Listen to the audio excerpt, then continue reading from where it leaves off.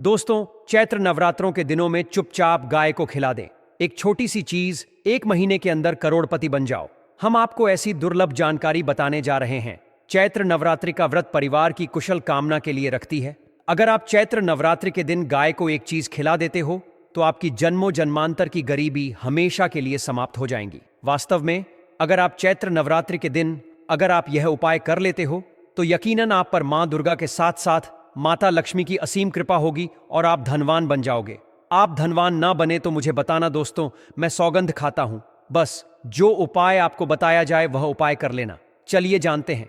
चैत्र नवरात्रि के दिनों में चुपचाप गाय को खिला दे। यह एक छोटी सी चीज करोड़पति भी अरबपति होंगे। सभी संकट और आसान से मुक्ति, मृत्यु दंड, पितृदोष तुरंत होगा। पूरे साल आपके भरे रहेंगे। अन्य धन के भंडार यूं कहें कि आपकी सात पूछते तक करेंगी। रूपों पैसों पर राज बैंक बैलेंस बढ़ता चला जाएगा। आपके घर में वेतन है वह कभी खर्च नहीं होगा और बढ़ता ही जाएगा। सभी दुख दर्द संकट कष्ट दूर हो जाएंगे दूर और सभी सुख आपके कदमों में आ जाएंगे। सभी सुख आपके कदम चूमेगी। यदि आप यह एक छोटी और खास चीज चुपचाप गाय को खिला देते हैं तो तत्काल गरीबी आपके जीवन से खत्म हो जाएगी।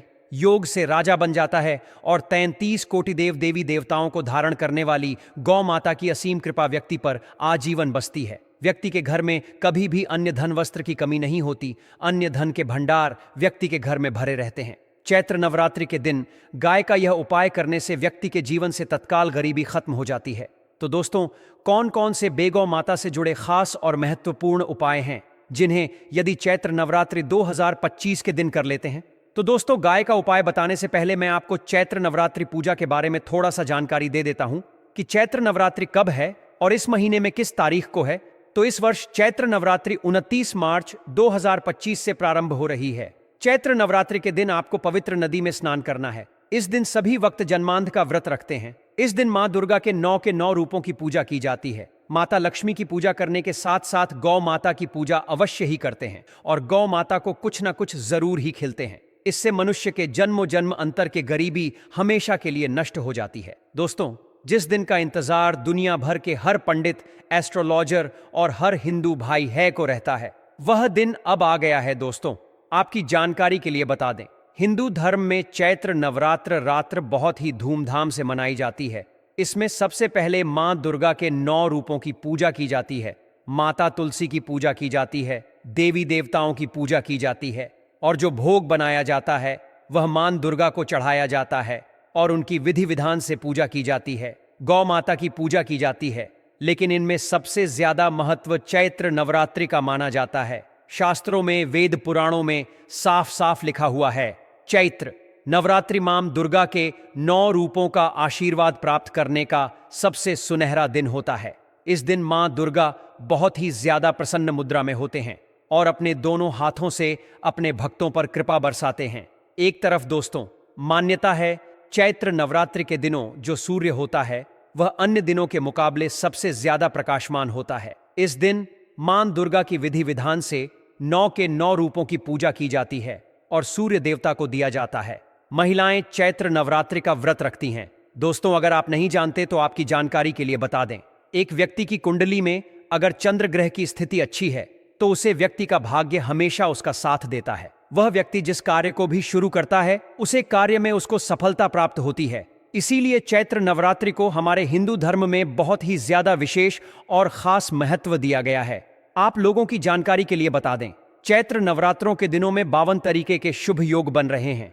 कई सालों के बाद सूर्य का प्रकाश इतना प्रकाशमान होगा जितना कभी नहीं हुआ, क्योंकि चैत्र महीने में साल का पहला सूर्य ग्रहण लगने जा रहा है। 130 साल में ऐसा दुर्लभ संयोग बनने जा रहा है। इसलिए इस बार के चैत्र नवरात्रि के दिन लक्ष्मी योग, गृह योग, नक्षत्र योग, अमृत सिद्ध योग जैसे शुभ योग का निर्माण हो रहा है।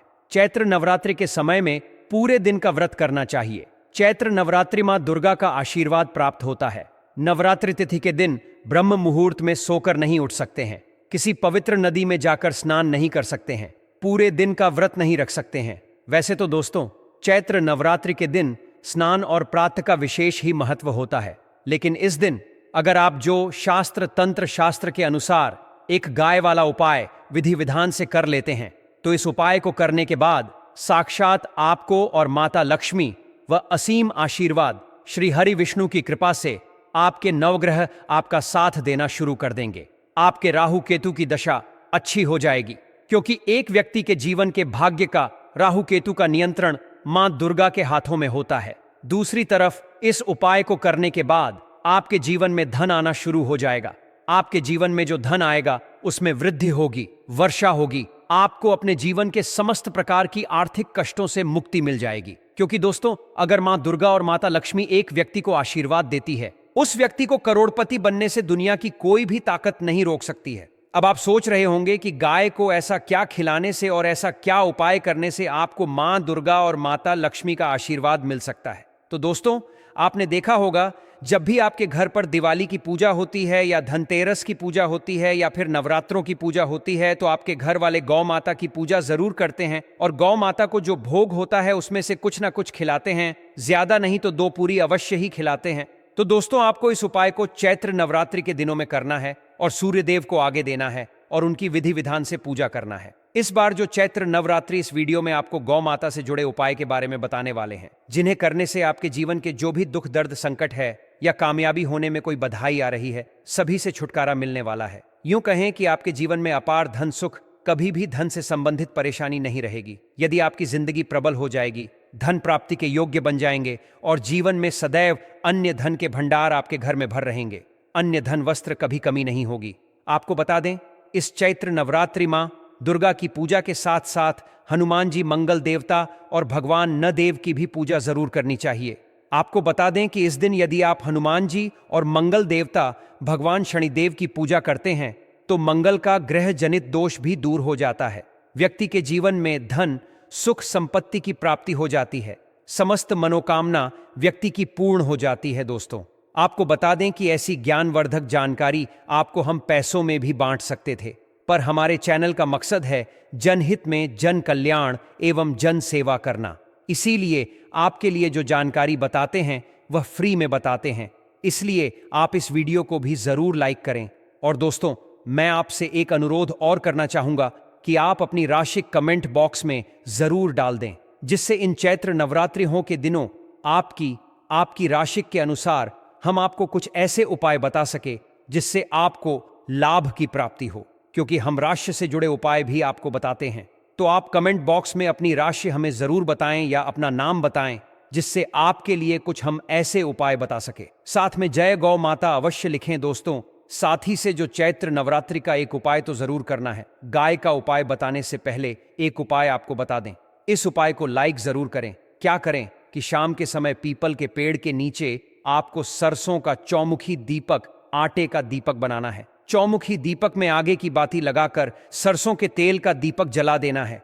आटे का दीपक बनाएं, जो मुख्य तेल डालें उसमें बाती ही डालें। लाल वाली कलावे की दीपक जला दें।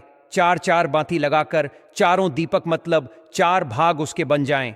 हर एक भाग को जलाएं और बीच में 2 सबूत फूल वाले लौंग भी डाल दें। फिर देखिए कैसे चमत्कार आपके जीवन में होता है। शाम के समय जलाकर उसे छोड़ें, मनोकामना मांगकर छोड़ दें। दोस्तों, अभी तक अपने नया योग टीवी को सब्सक्राइब ना किया हो तो जरूर कर लें। इससे आपको और भी ज्ञानवर्धक जानकारी सीधे माध्यम से प्राप्त हो सके। दोस्तों, यह गौ माता वाला उपाय बहुत ही प्रभावशाली उपाय बताया। मैंने आपको इस उपाय को आपको चैत्र नवरात्रि जरूर करें। बहुत ही लाभकारी उपाय बताया है। बहुत ही आपको लाभ देगा यह उपाय। और अब बात करें गौ माता से जुड़े कौन कौन से उपाय आपको इस दिन मतलब गाय से जुड़े, जिन्हें करने से व्यक्ति को 7 पीढ़ियों तक बैंक बैलेंस की कमी नहीं होती, दुख दर्द संकट कष्ट दूर हो जाते हैं और सभी सुख व्यक्ति के कदमों में आ जाते हैं। तो दोस्तों, चैत्र नवरात्रि के दिन आपको मां दुर्गा की विधि विधान से पूजा करना है और उसी के साथ गौ माता की पूजा अवश्य करना है। और गौ माता को जो भोग चैत्र नवरात्रि पूजा के लिए बनाया गया था, उसे भोग से 2 पूड़ी जरूर ही खिला देनी है। सूखी पूरी नहीं खिलाना है।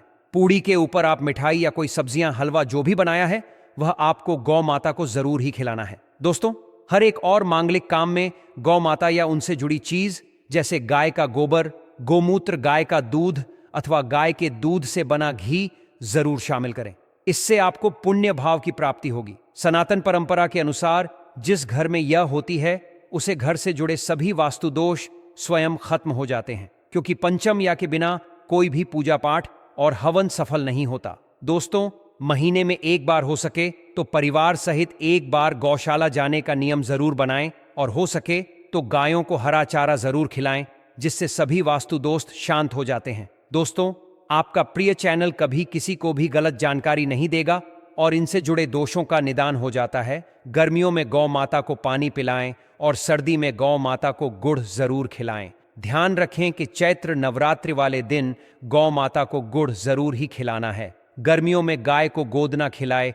अनेक देवी देवताओं को अपने शरीर पर धारण करने वाली गौ माता से जुड़े कई शुभ और अशुभ संकेत भी होते हैं।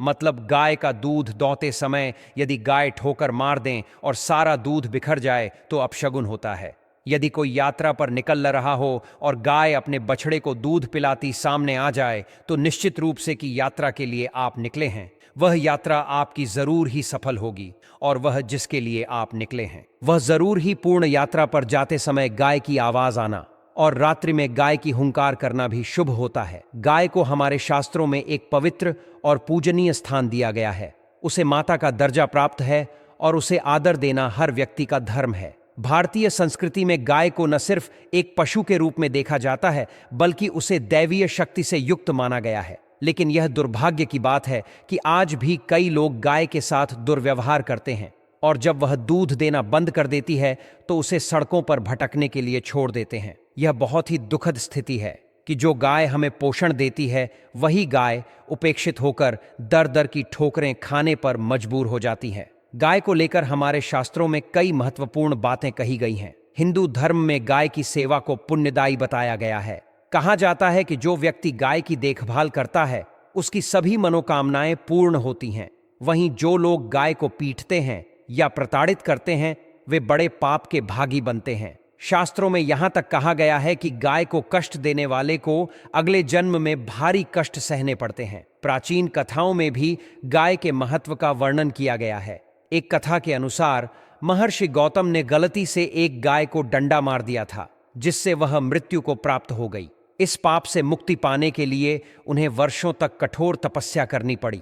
इसी तरह भगवान श्री कृष्ण से जुड़ी एक कथा में कहा जाता है कि एक बार उन्होंने बैल के स्वरूप में आए वृद्ध आश्रम का वध कर दिया था, जिससे मुक्त होने के लिए उन्हें सभी तीर्थों को एक कुंड में बुलाना पड़ा और वहां स्नान करने के बाद ही वे पाप मुक्त हो सके। गाय को पीड़ा देने वाले को शास्त्रों में घोर पापी माना गया है। यदि कोई व्यक्ति पानी पी रही गाय को अचानक डरा देता है या भगाने की कोशिश करता है तो उसे भी भारी पाप लगता है। ऐसे लोग अपने जीवन में अनेक कठिनाइयों का सामना करते हैं और मानसिक शांति से वंचित रहते हैं। इसी प्रकार जो व्यक्ति आराम कर रही गाय को कष्ट देकर उठाता है उसे अपने जीवन में अनेक दुख झेलने पड़ते हैं। गाय की सेवा करने के अनगिनत लाभ बताए गए हैं। जो लोग गाय को प्रतिदिन भोजन कराते हैं और उसकी देखभाल करते हैं वे अपने जीवन में सुख समृद्धि प्राप्त करते हैं। वहीं कुछ लोग गाय का पूरा दूध निकाल लेते हैं और बछड़े के लिए कुछ नहीं छोड़ते। यह भी बहुत बड़ा पाप माना गया है। शास्त्रों के अनुसार मनुष्य को केवल बछड़े के लिए छोड़े गए दूध का ही उपयोग करना चाहिए, अन्यथा यह अनैतिक आचरण माना जाता है। गोवंश को सम्मान देना अत्यंत आवश्यक है। शास्त्रों में कहा गया है कि गाय और बैल की पीठ पर कभी नहीं बैठना चाहिए। ऐसा करने से व्यक्ति को महापाप लगता है और अगले जन्म में नरक की यातनाएं सहनी पड़ती। केवल भगवान शिव के वाहन नंदी ने ही अपनी इच्छा से शिव की सवारी स्वीकार की थी, इसलिए वह अपवाद हैं। गाय को दान करने का भी विशेष महत्व बताया गया है, लेकिन यह ध्यान रखना आवश्यक है कि कभी भी बूढ़ी या बीमार गाय का दान नहीं करना चाहिए। कठोपनिषद में भी नचिकेता की कथा इस संदर्भ में मिलती है, जिसमें उन्होंने अपने पिता द्वारा बूढ़ी गायों का दान किए जाने पर आपत्ति जताई थी। जो लोग दूध देने वाली गाय को बछड़े सहित दान करते हैं वे महान पुण्य के भागी बनते हैं और स्वर्ग की प्राप्ति करते हैं। पितृदोष निवारण में भी गाय का विशेष महत्व है। यदि किसी की कुंडली में सूर्य, चंद्र, मंगल या शुक्र की युति राहु से हो तो उसे पितृदोष माना जाता है। जीवन में यदि संघर्ष बढ़ जाए तो प्रतिदिन गाय को रोटी और गुड़ खिलाने से पितृदोष का निवारण होता है। हर मांगलिक कार्य में गाय से संबंधित वस्तुएं जैसे कि गोबर, गोमूत्र, दूध और घी का उपयोग करने से सकारात्मक ऊर्जा का संचार होता है। गाय के शरीर की संरचना भी अद्भुत मानी जाती है। उसकी पीठ पर जो कूबड़ होता है उसे बृहस्पति का प्रतीक माना गया है। यदि किसी की कुंडली में बृहस्पति अशुभ स्थिति में हो तो उसे गाय की सेवा करनी चाहिए। साथ ही यात्रा के दौरान यदि सामने गाय आ जाए या अपने बछड़े को दूध पिलाती हुई दिखाई दे तो इसे शुभ संकेत माना जाता है। वास्तुशास्त्र के अनुसार जिस घर में गाय होती है वहां वास्तु दोष स्वतः समाप्त हो जाते हैं। साथ ही रोजाना गाय को ताजा भोजन देना अत्यंत आवश्यक है। यदि कोई व्यक्ति गाय को बासी या सड़ी गली चीजें खिलाता है तो यह उसके भाग्य पर नकारात्मक प्रभाव डालता है।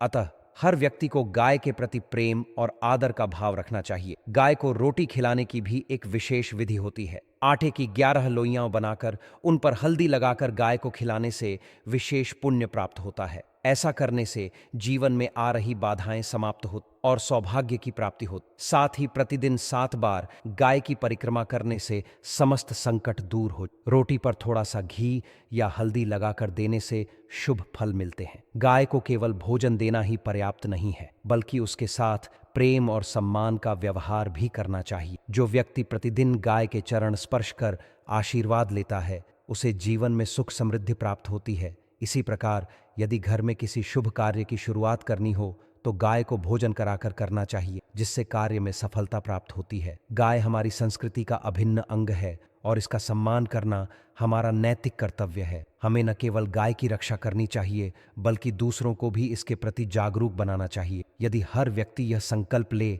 कि वह गाय के प्रति संवेदनशील रहेगा तो समाज में एक सकारात्मक बदलाव आएगा और गायें सड़कों पर भटकने के लिए मजबूर नहीं होंगी।